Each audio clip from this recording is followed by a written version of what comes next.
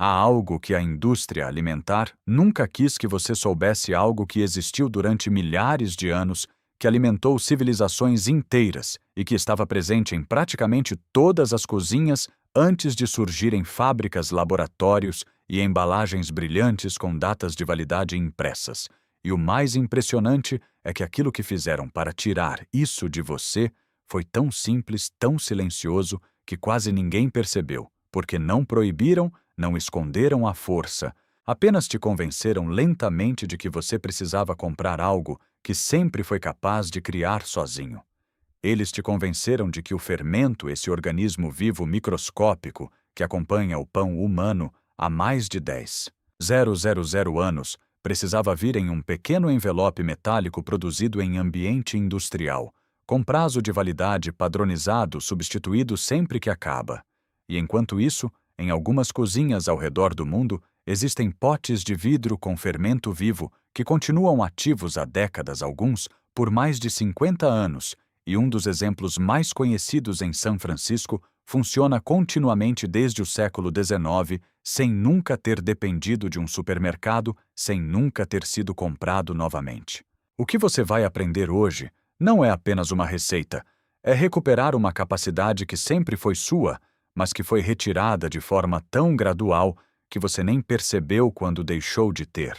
E para entender isso de verdade, você precisa voltar a um momento muito específico que expôs essa dependência de forma clara. Pensa em março de 2020, as prateleiras começaram a esvaziar rapidamente.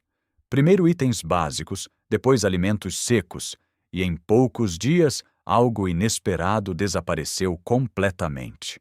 O fermento, aqueles pequenos pacotes que sempre estavam no mesmo lugar, pelo mesmo preço, simplesmente deixaram de existir e milhões de pessoas que tinham farinha, água e tempo pela primeira vez em anos não conseguiam fazer pão.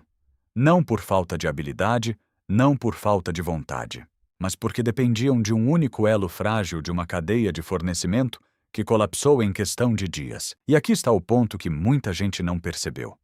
Naquele momento, elas não estavam apenas comprando um ingrediente, estavam comprando acesso a um processo vivo que antes acontecia dentro de casa. Bastou uma semana de escassez para mostrar que uma cozinha moderna pode estar cheia de utensílios, ingredientes e tecnologia, mas ainda assim depender completamente de algo pequeno, externo e vulnerável. Enquanto isso, pessoas que tinham um simples frasco de fermento selvagem em casa continuaram a fazer pão normalmente sem interrupções, sem depender de ninguém. E isso não foi um detalhe pequeno, foi a diferença entre continuar com um hábito básico ou ficar esperando que o sistema voltasse ao normal. E isso já aconteceu uma vez e vai acontecer de novo. Não necessariamente com fermento, mas com qualquer outro elemento essencial, porque é assim que funcionam as cadeias modernas. Extremamente eficientes quando tudo está estável, mas frágeis quando algo sai do controle. Agora, além dessa questão de independência, existe uma razão ainda mais importante, algo que muda completamente a forma como você enxerga o pão que consome todos os dias, e para entender isso você precisa olhar mais de perto o que é o fermento comercial e o que ele realmente faz, ou melhor, o que ele deixa de fazer dentro do seu corpo. O fermento que você compra é composto basicamente por uma única cepa de levedura cultivada em ambiente controlado com um único objetivo: produzir dióxido de carbono o mais rápido possível para fazer a massa crescer em menos tempo. E é exatamente isso que ele faz.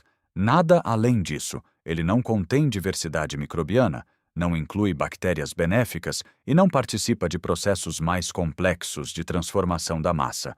Esse tipo de fermento foi adotado em larga escala no final do século XIX porque oferecia velocidade, previsibilidade e padronização, características ideais para a produção industrial, mas aquilo que se perdeu nesse processo só começou a ser compreendido mais de um século depois, quando a ciência alimentar passou a analisar não apenas o resultado visual do pão, mas o que realmente acontece dentro dele durante a fermentação. Porque uma massa pode crescer e ainda assim não ter passado pelas transformações necessárias para se tornar mais fácil de digerir e mais nutritiva para o corpo humano. E é exatamente aqui que a diferença começa. E essa diferença começa com algo que a maioria das pessoas nunca ouviu explicar com clareza. Porque quando você faz pão com fermento comercial, a massa cresce rápido em cerca de 90 minutos. Ela já dobrou de volume e está pronta para ir ao forno. Tudo parece certo, tudo parece eficiente. Mas dentro daquele grão de trigo existe um composto que não foi tratado, que não foi transformado e que continua exatamente como estava quando o grão foi moído. Esse composto se chama ácido fítico, e ele está presente naturalmente em todos os cereais como um mecanismo de proteção da planta. O problema começa quando esse ácido entra no seu sistema digestivo, porque ele tem a capacidade de se ligar a minerais essenciais, como ferro, magnésio, zinco e cálcio, formando complexos que o corpo não consegue absorver, o que significa que você pode estar consumindo pão regularmente, sentindo que está se alimentando, mas ao mesmo tempo deixando de absorver uma parte importante dos nutrientes que deveriam permanecer no seu organismo. E aqui está um detalhe que muda completamente a forma de olhar para isso. Sentir-se cheio não é a mesma coisa que estar nutrido. Você pode comer e ainda assim não aproveitar aquilo que está ingerindo. E esse é um dos pontos que raramente são discutidos quando se fala de pão moderno. Agora compara isso com o que acontece na fermentação lenta, aquela que utiliza leveduras selvagens e bactérias naturais presentes no ambiente.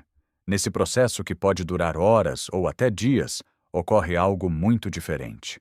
As bactérias lácticas que convivem com a levedura começam a produzir enzimas específicas que quebram o ácido fítico, neutralizando sua ação, e quando isso acontece, os minerais ficam disponíveis para absorção, o corpo consegue utilizar aquilo que antes seria eliminado. E isso não é um detalhe pequeno, é a diferença entre um alimento que apenas preenche e um alimento que realmente nutre. Mas não para por aí, porque durante essa fermentação prolongada acontece outro processo. Igualmente importante, os carboidratos complexos começam a ser parcialmente decompostos, assim como uma parte do glúten presente na massa, o que torna o pão significativamente mais fácil de digerir, reduzindo aquela sensação de inchaço e desconforto que muitas pessoas relatam depois de consumir pão feito de forma rápida. E aqui entra algo que vale a pena você observar com atenção: quantas pessoas hoje dizem que não se sentem bem ao comer pão, quantas relatam peso no estômago, desconforto, aquela sensação estranha 1 hora depois de uma refeição simples. E agora pensa nisso, no contexto de algumas gerações atrás, quando o pão era um alimento básico consumido diariamente, e essas queixas não eram comuns. Os ingredientes não mudaram de forma significativa. O que mudou foi o processo. O que foi removido foi o tempo. E com ele foram removidas etapas biológicas essenciais que preparavam aquele alimento para o corpo humano.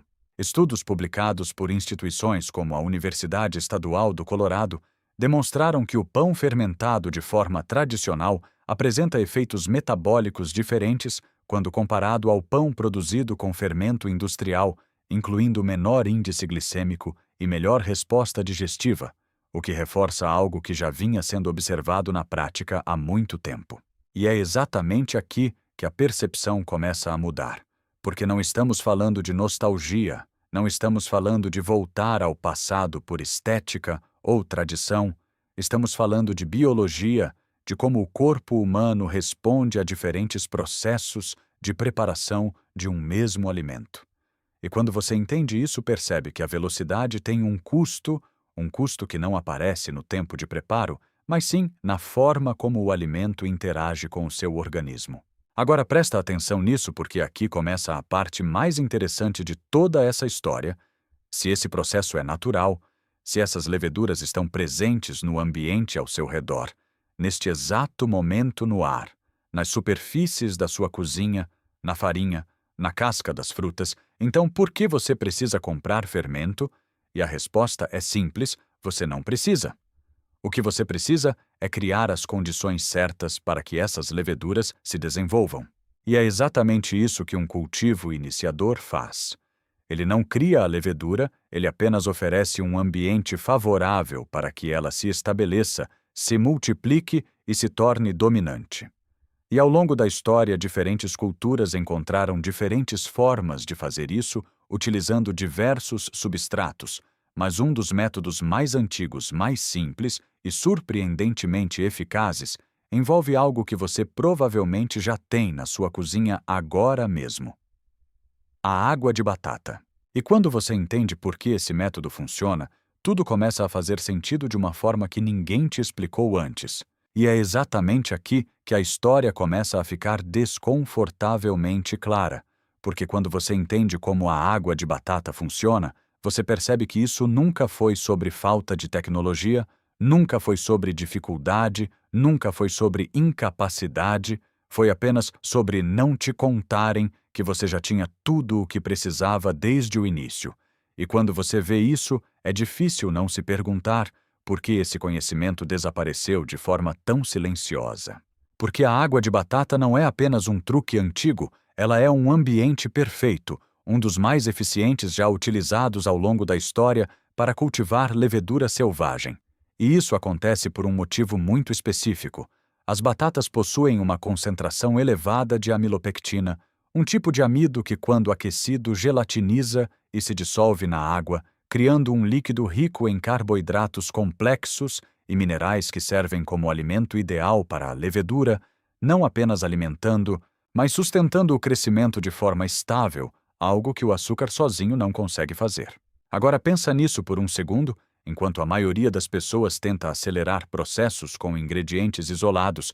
Esse método oferece exatamente o que a levedura precisa para se desenvolver de forma equilibrada, sem excesso, de acidez precoce, sem colapsar, antes de se estabelecer, criando um ambiente onde a colônia correta pode crescer forte o suficiente para dominar o sistema. E esse detalhe muda tudo, porque não se trata apenas de capturar levedura do ambiente. Trata-se de selecionar a levedura certa e permitir que ela se fortaleça. E aqui entra algo que quase ninguém comenta, porque esse tipo de processo não é imediato. Ele exige observação, exige atenção, exige que você comece a perceber sinais que não vêm em números ou em tempos exatos, mas em bolhas em aroma em movimento, e isso é exatamente o oposto da lógica industrial que te ensinou a confiar apenas no relógio. Porque quando você usa fermento comercial, tudo depende de minutos de precisão, de seguir instruções fixas. Mas quando você trabalha com um cultivo vivo, você aprende a ler.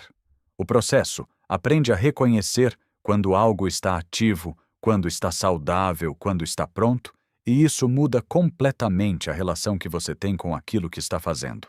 Agora segura isso porque aqui está o ponto que realmente muda. A perspectiva, esse método não é novo. Ele já era documentado em livros de panificação do século XIX, incluindo registros publicados em Boston em 1884, que descreviam exatamente esse tipo de fermento como mais estável, mais duradouro e menos propenso a desenvolver sabores excessivamente ácidos em comparação com outros cultivos da época.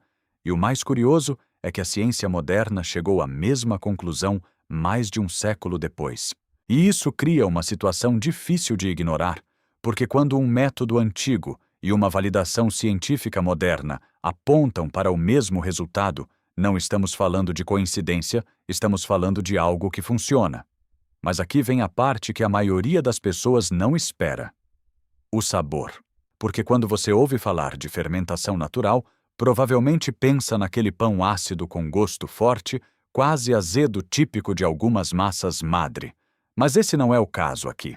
Um cultivo iniciado com água de batata tende a desenvolver uma levedura dominante com menor atividade bacteriana agressiva, o que resulta em um aroma mais suave, levemente adocicado, e em um pão com mais corpo, mais textura, mais complexidade, mas sem aquele sabor ácido pronunciado que afasta muita gente. E isso muda completamente a acessibilidade desse método.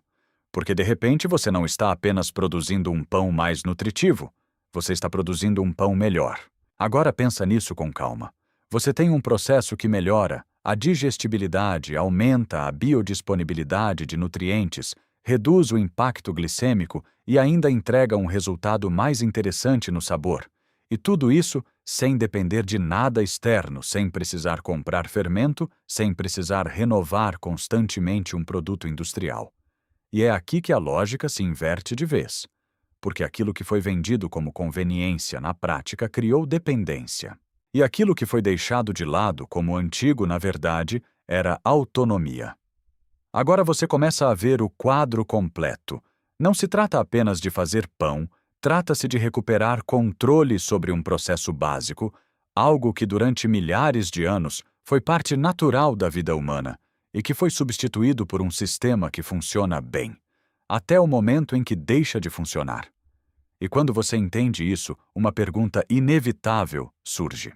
Se tudo isso é tão simples, por que quase ninguém está fazendo? E a resposta é mais profunda do que parece. E a resposta é mais profunda do que parece. Porque não se trata apenas de não saber se tratasse apenas disso. Bastaria uma explicação simples para que todo mundo começasse a fazer. Mas não é assim que funciona. O que realmente aconteceu foi uma mudança gradual na forma como as pessoas se relacionam com o próprio alimento, uma mudança onde processos vivos foram substituídos por produtos prontos, onde o tempo foi comprimido, onde o controle foi transferido sem que quase ninguém percebesse. Porque fazer um fermento vivo exige algo que o sistema moderno não incentiva.